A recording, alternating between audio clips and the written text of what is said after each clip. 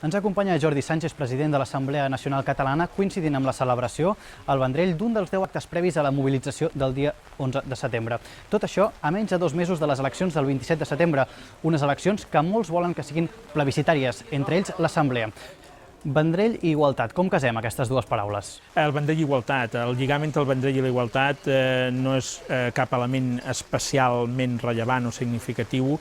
La voluntat és que al llarg de l'estiu les localitats més importants del país hagin viscut actes previs i preparatoris a la diada de l'11 de setembre i mobilitzadors a cada el 27 de setembre, i el valor de la igualtat és un element central en aquest treball cap a la independència, i qualsevol localitat, i evidentment el Vendrell, podia acollir un acte d'aquestes característiques. La societat i els veïns i veïnes del Vendrell i de la comarca tenen els mateixos problemes que d'altres localitats del país pel que fa a la igualtat, i el repte d'aconseguir una societat més igualitària on els drets de les persones siguin clarament respectats és una de les voluntats que ens porta a empènyer el treball cap a la independència, i això és el que en aquest acte avui posarem de relleu. Precisament, què ha de tenir en compte un vendrellenc en l'àmbit logístic que vulgui participar a la manifestació de l'11 de setembre? Bàsicament, el que hauria de preveure és, en la mesura que sigui possible, inscriure's a una pàgina web, via.assemblea.cat.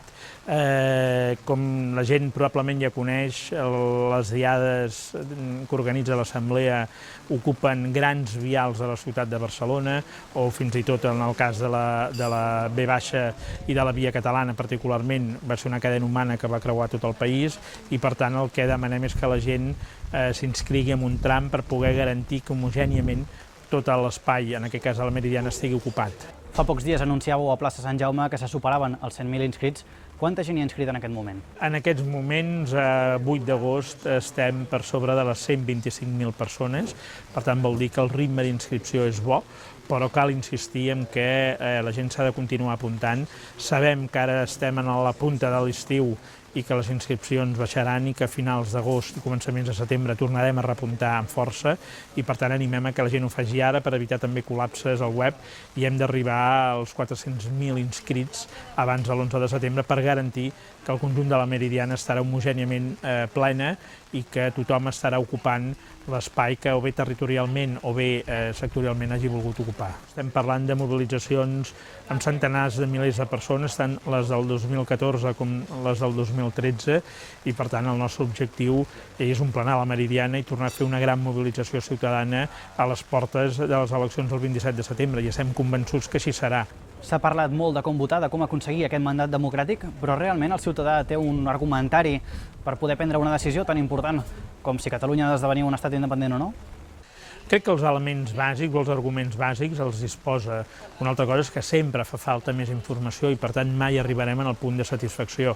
Però crec que en aquests moments poca gent dubta de què ens aportarà la independència, les pors que hi poden haver-hi cada vegada estan més esvaïdes, són menys pors, la gent sap que amb la independència les pensions no quedaran afectades, que la gent continuarà garantint les seves retribucions com a pensionistes, o que les possibilitats de creixement econòmic del país pel que fa a les inversions en infraestructures podran créixer, perquè podrem també garantir unes millors infraestructures i també això rellançarà l'economia del país.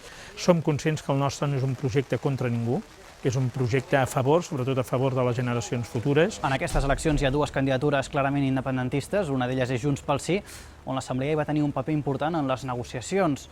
Quin paper té en aquests moments l'Assemblea en aquesta candidatura? L'Assemblea no participarà directament en les eleccions, no és la funció de l'Assemblea. Sí que ens vàrem implicar, i de manera molt activa, per intentar garantir que les opcions independentistes fossin el mínim de llistes possibles, precisament per reforçar el caràcter plebiscitari, i sempre havien dit una llista millor que dues, dues millor que tres millors que quatre. Finalment, de manera clara, estem parlant de dues llistes independentistes, una de les quals Junts pel Sí, l'Assemblea s'hi va implicar d'alguna manera en la seva configuració, i aquest serà el paper de l'Assemblea, bàsicament de cridar la població a participar en unes eleccions plebiscitàries.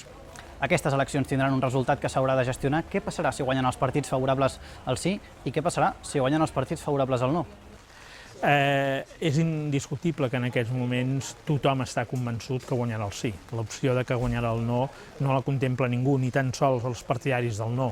El dubte està si la victòria del sí ho serà amb una majoria absoluta per part d'una de les llistes, de Junts pel Sí, o si ho serà sumant l'aportació també de l'altra candidatura de la CUP, però en aquests moments que la majoria d'escons al Parlament de Catalunya seran partidaris de la independència, crec que molt poca gent ho posa en dubte. El repte està en garantir com la majoria absoluta la pot garantir una d'aquestes llistes. L'Assemblea, per tant, també dona suport a l'altra candidatura independentista, entenc. Efectivament, l'Assemblea dona suport, com ja hem dit reiterades vegades, a totes les opcions que es comprometin a impulsar el procés cap a la independència i a totes les opcions i volem treballar també, a posteriori del 27 de setembre, que porten en el seu programa el compromís favorable al dret a decidir. El president del govern espanyol, Mariano Rajoy, deia fa uns dies que obria la porta a una possible reforma de la Constitució, sempre, però, advertint que no satisfaria a les posicions independentistes. Quines reaccions temeu del govern espanyol, tant abans com després del 27 de setembre?